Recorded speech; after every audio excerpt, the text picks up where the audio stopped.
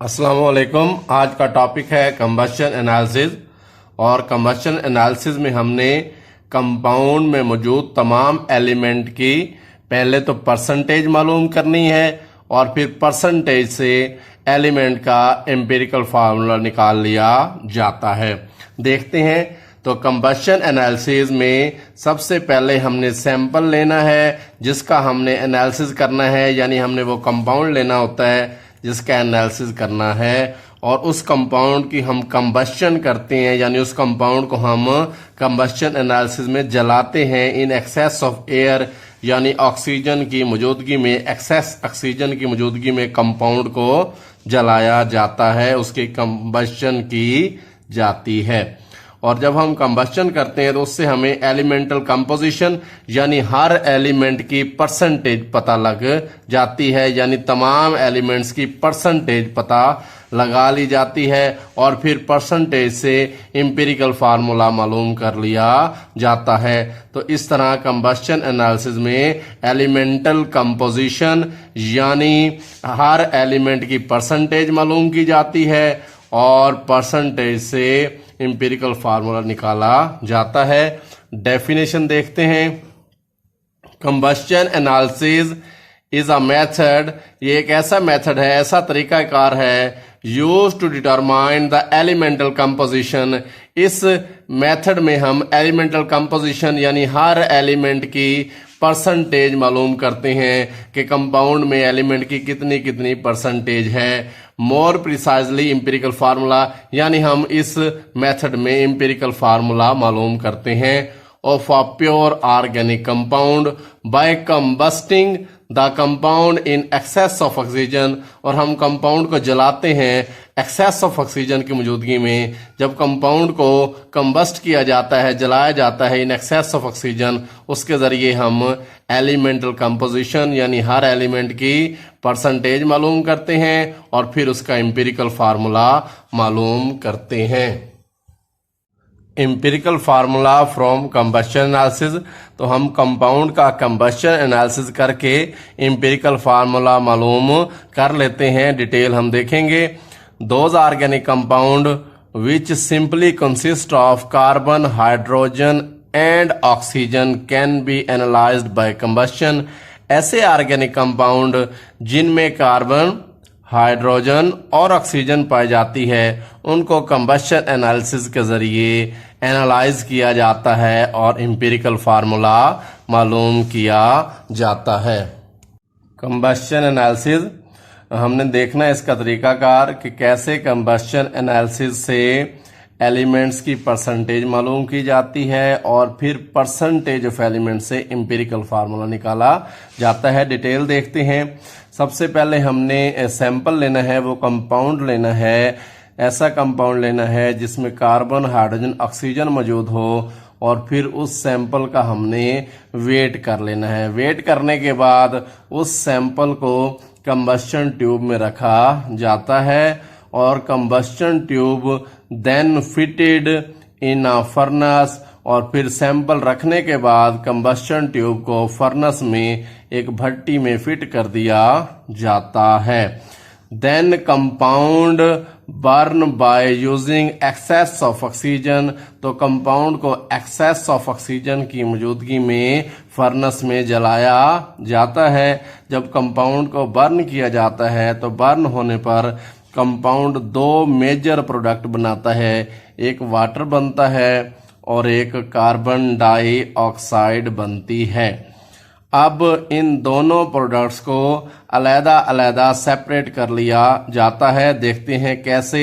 The water absorbed bye magnesium perchlorate, magnesium perchlorate water को absorb करता है और the difference in mass of magnesium perchlorate give the mass of water.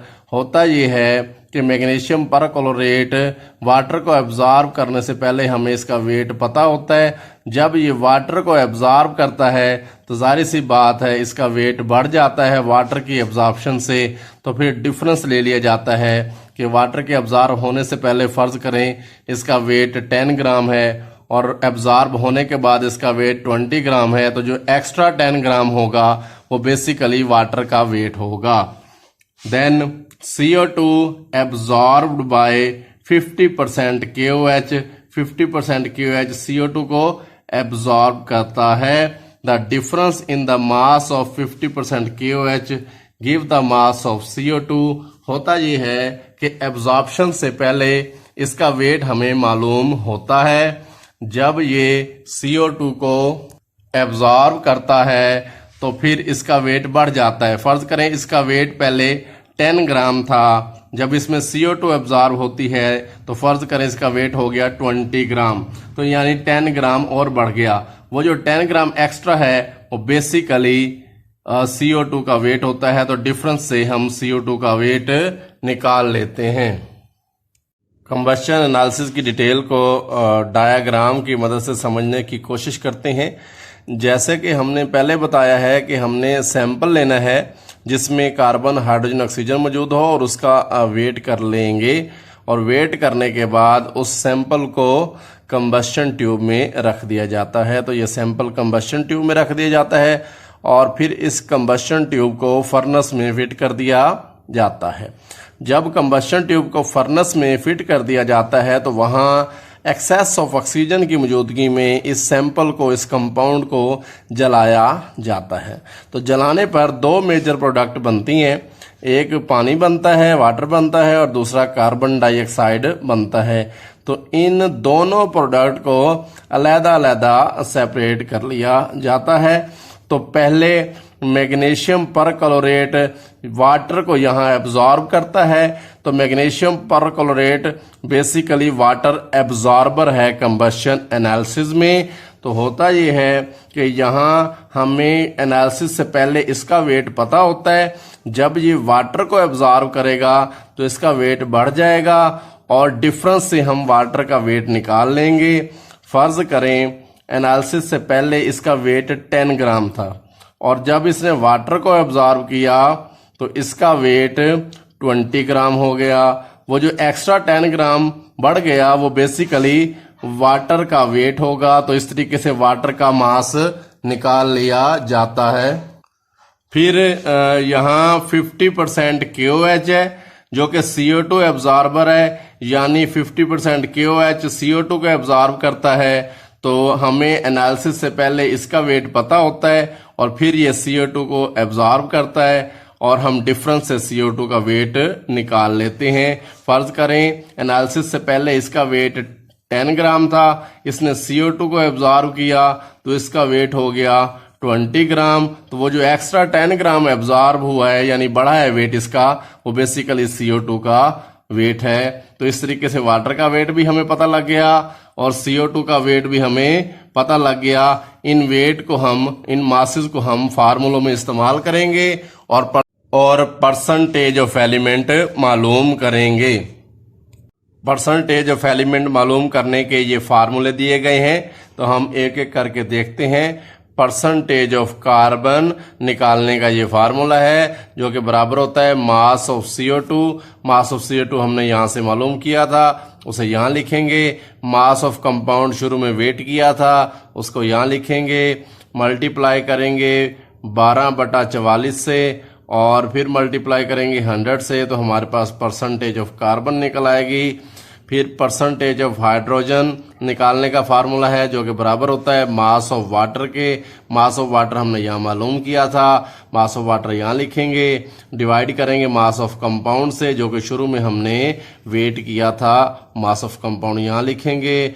Multiply करेंगे 2.016/18 then multiplied with 100। तो इस तरीके से हमारे पास परसेंटेज ऑफ हाइड्रोजन निकल आएगी।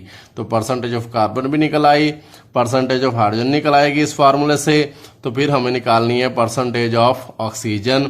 उसको निकालने का तरीकाकार ये है कि हमने परसेंटेज ऑफ कार्बन और परसेंटेज ऑफ हाइड्रोजन को जमा कर लेना है, उन्हें सम कर लेना है और सम करने के बाद 100 में से दोनों की परसेंटेज के सम को माइनस करेंगे तो हमारे पास परसेंटेज ऑफ ऑक्सीजन निकल आएगी। तो इस तरीके से हमने कंबस्शन एनालिसिस के ज़रिए percentage of carbon, percentage of hydrogen और परसेंटेज ऑफ ऑक्सीजन मालूम कर ली। और परसेंटेज ऑफ एलिमेंट से हम अब देखते हैं एम्पिरिकल फार्मूला कैसे निकलता है। एग्जाम्पल से समझते हैं कि कैसे कंबस्शन एनालिसिस की मदद से एलिमेंट्स की परसेंटेज पता लगाई जाती है और परसेंटेज ऑफ एलिमेंट से कैसे एम्पिरिकल फार्मूला फिर निकाला जाता है। Combustion analysis of 0.5439 gram of compound gave mass of CO2 1.039 gram and mass of water is 0.6369 ग्राम। जब एक कंपाउंड जिसका वेट 0.5439 ग्राम है उस कंपाउंड के जब एनालिसिस किए गए तो उसमें हमें मास ऑफ CO2 पता लगा जो कि 1.039 ग्राम था और मास ऑफ वाटर पता लगा वो था 0.6369 ग्राम। तो कंपाउंड का वेट भी हमें पता है, मास ऑफ CO2 भी पता लग गया और मास ऑफ वाटर भी पता लग गया। अब हम देखते हैं परसेंटेज ऑफ कार्बन। तो यहाँ मास ऑफ CO2 जो हमें पता है वो यहाँ लिख देंगे, मास ऑफ कंपाउंड ये हमें पता है यहाँ लिख दिया जाएगा, उसे मल्टीप्लाई किया जाएगा 12/44 देन मल्टीप्लाइड विद 100। तो इस तरीके से हमारे पास परसेंटेज ऑफ कार्बन आ गई 52.108%। अब निकालनी है परसेंटेज ऑफ हाइड्रोजन। तो इसके लिए हमें चाहिए मास ऑफ वाटर। ये मास ऑफ वाटर दिया है, मास ऑफ वाटर यहाँ लिख दिया जाएगा। मास ऑफ कंपाउंड ये दिया हुआ है, इसको यहाँ लिखा जाएगा, मल्टीप्लाई किया जाएगा 2.016/18। ये फार्मूले का हिस्सा है, मल्टीप्लाइड विद 100। तो इस तरीके से परसेंटेज ऑफ हाइड्रोजन आ गई 13.11%। अब हमें निकालनी है परसेंटेज ऑफ ऑक्सीजन। इसके लिए हमें परसेंटेज ऑफ कार्बन और परसेंटेज ऑफ हाइड्रोजन को हम प्लस करेंगे, ऐड करेंगे और फिर 100 में से माइनस कर देंगे। तो इन दोनों को ऐड करके 100 में से माइनस करेंगे तो ये परसेंटेज ऑफ ऑक्सीजन हमारे पास हासिल हो जाएगी। इस तरीके से हमें percentage of carbon, percentage of hydrogen और परसेंटेज ऑफ ऑक्सीजन मालूम हो गई। फिर हम इससे एम्पिरिकल फार्मूला निकालते हैं। परसेंटेज निकालने के बाद हम नंबर ऑफ ग्राम एटम मालूम करेंगे। तो number of gram atom of carbon मालूम करने के लिए कार्बन का मास यहाँ लिखा जाएगा, कार्बन का मोलर मास लिखेंगे तो ये ग्राम एटम आ गए कार्बन के। ग्राम एटम ऑफ हाइड्रोजन निकालेंगे फिर, और उसके लिए हम हाइड्रोजन का मास ये लिखेंगे, हाइड्रोजन का मोलर मास लिखेंगे और ये हमारे पास आ गए gram atom of hydrogen. Gram atom of oxygen भी मालूम करेंगे तो उसमें ऑक्सीजन का मास यहाँ लिखा जाएगा, ऑक्सीजन का मोलर मास नीचे लिखा जाएगा। तो इस तरीके से हमारे पास ऑक्सीजन के ग्राम एटम भी आ गए। तो हमने तीनों एलिमेंट के ग्राम एटम निकाल लिए उनके मासेस से। अब हमने मालूम करनी है एटॉमिक रेशो। एटॉमिक रेशो मालूम करने के लिए सबके मोल को सबसे छोटे मोल से, यानी सबके ग्राम एटम्स को सबसे छोटे ग्राम एटम से तकसीम कर दिया जाएगा। तो हम कार्बन के ग्राम एटम को सबसे छोटे ग्राम एटम से और हाइड्रोजन के ग्राम एटम को सबसे छोटे ग्राम एटम से और ऑक्सीजन के ग्राम एटम को सबसे छोटे ग्राम एटम यानी ऑक्सीजन के ग्राम एटम से तकसीम करेंगे। तो हमारे पास एटॉमिक रेशो आ गई 2:6:1। तो ये एटॉमिक रेशो होल नंबर में आ गई है। इसी से हमें एम्पिरिकल फार्मूला पता लगेगा। तो एम्पिरिकल फार्मूला इस तरह से बनेगा कि कार्बन 2 तो C2H6 और O1 यानी C2H6O एम्पिरिकल फार्मूला कंपाउंड का निकल आएगा। तो इस तरीके से हमने कंबस्शन एनालिसिस किए, फिर उससे परसेंटेज ऑफ एलिमेंट मालूम की और फिर परसेंटेज ऑफ एलिमेंट निकालने के बाद हमने कंबस्शन एनालिसिस से एट द एंड एग्जाम्पल की मदद से एम्पिरिकल फार्मूला निकालना सीखा। अल्लाह हाफिज़।